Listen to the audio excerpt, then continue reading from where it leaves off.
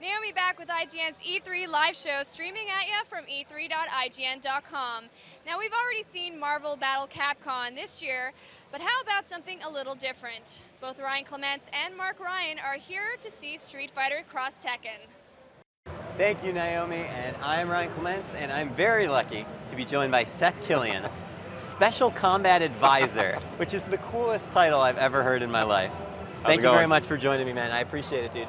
So we are looking at Street Fighter Cross Tekken. We are. A match made in heaven, some will say. Why don't you give us a little bit of detail on sort of what you're showing at E3 and what's new, what's exciting?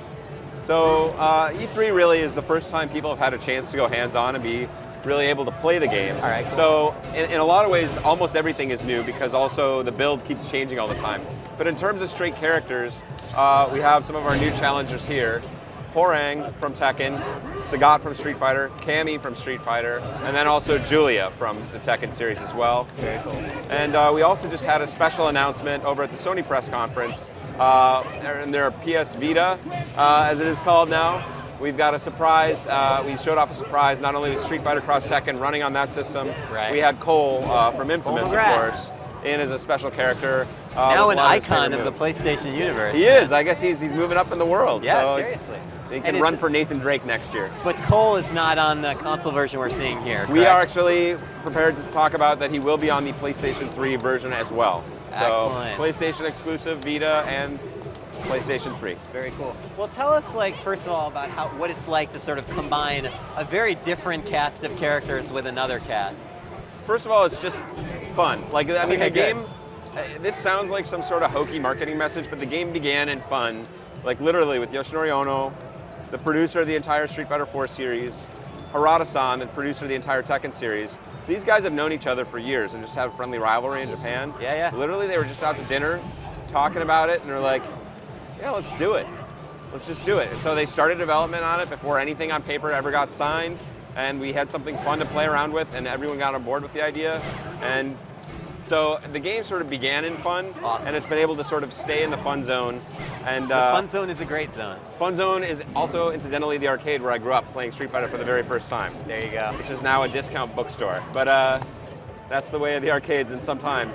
At any rate, we've been able to try and get some of the Tekken flavor into the characters, okay. as well as, the Street Fighter characters, this is a very Street Fighter looking universe, although obviously with different sets of combos and chaining and tagging, which I'll bore you with in a minute. But right now, I won't be bored. No, it's actually tons of fun. But right now, we've been trying to capture that Tekken flavor with the characters. So the way I talk about it is, if you're familiar with a Street Fighter game, you can come into this game knowing how to throw a fireball and do a dragon punch and a hurricane kick and all that, and a sonic boom, no problem. Similarly, if you've never played a Street Fighter game before, but you're a Tekken player, right. And you have some special strings and chains that you remember from your characters, those are all preserved actually in Street Fighter Cross Tekken. Can we talk about any of that with a specific character, maybe? Yeah, there's stuff like Kazuya and Jin and Nina, and you can just tap them out with. You can use basically the first 4 buttons on the console to tap out Tekken-style chains. So if you remember your techniques, same way a Street Fighter player would never forget how to throw a fireball. Of course. These guys are never going to forget how to do their electric wind god fist and hell sweeps, and you can bang those out in exactly the same way that you could before. Hopefully everybody feels familiar and comfortable together. Is it difficult to sort of have the Tekken characters who were designed to be operating on a 3D space, and now they're sort of, I don't want to say restricted, but they're now playing on a 2D space? That's a totally valid point. This actually gives me a chance to talk about one of my nerdiest things. I think 3D and 2D are actually, people make too big of a deal about the differences, because there's things like, in the Street Fighter world, you think of it as a 2D game, but when Cammy does her spinning back fist, that'll pass right through a fireball, right? In terms of game theoretics, it's really the same as moving into the third dimension. It's like you have a projectile in the foreground, Cammy passes into the background and passes through it cleanly. So it's very similar actually to the whole Street Fighter Cross Tekken thing, but we made sure the Tekken characters all have a series of special command dashes and things like that that'll help them dodge through fireballs and sail smoothly through. All right, and I don't think, correct me if I'm wrong, but the Tekken characters haven't really been given projectile attacks if they never had them to begin with. No, right? Exactly. So you'll see, so they've been compensated for that. Exactly. They have really good pressure strings up close that make people do a lot of guessing. Okay. So once one of the Tekken guys gets in your face, it can be very scary. They do have a harder time from across the screen because obviously they have to contend with the Street Fighter's projectiles. But yeah, anybody that didn't have a projectile, we're not throwing them in there. Hopefully when Namco comes out with Tekken Cross Street Fighter, they're not going to take Ryu's fireball away or anything like that either. So I know. So at the same time, you know, if the characters here didn't have fireballs, we're not going to have them doing anything like that. All right, very good. And can we talk a little bit about like how the supers, you know, or how they operate? What Sure. The gauges that govern them? Yeah, you'll be familiar with, you know, you can do a special move and then you can do an EX special move as well for a cost of 1 bar. To do a super, you can do it at a cost of just 2 bars out of the 3-bar sort of super bar. Right, yep. So that's a little bit different. And the motions are also a little bit simplified as well. So all you do is they're never more complicated than a fireball or dragon punch motion. Okay. And then you just hit all 3 punches. So no more double motions or pumping, anything like that. Oh, okay. So it's a little bit more friendly in that regard.